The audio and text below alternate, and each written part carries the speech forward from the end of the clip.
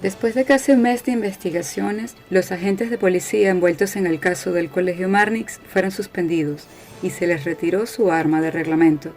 Se trata de lo ocurrido el 7 de septiembre durante un control de armas y drogas requerido, durante el cual se salió de control el trato hacia los jóvenes revisados durante el mismo.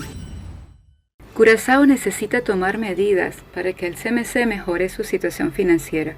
El hospital ha dirigido una carta al secretario de Estado para los Asuntos Interiores relacionados al reino, solicitando ayuda.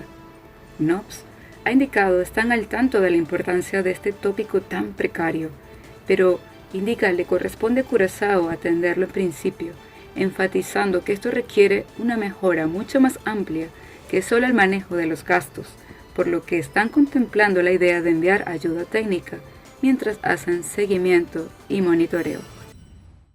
Y un accidente serio ocurrió el día de ayer en la calle José Liberia, cuando un vehículo, al tratar de adelantar a uno que estaba cruzando, chocó de frente con otro que ya venía en su canal con preferencia en sentido contrario.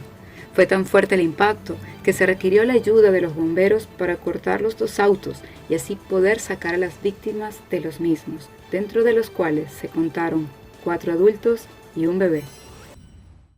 Y Extra continúa de estreno en la plataforma digital, siguiendo la vanguardia en información con presencia 24 horas de manera responsable y verídica.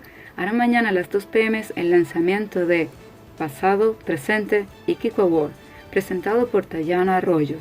El programa va a tratar diferentes tipos de casos interesantes, impactantes y emocionantes de personas que compartirán situaciones difíciles que han atravesado en el pasado y lo que han aprendido de cada situación en miras a un futuro mejor.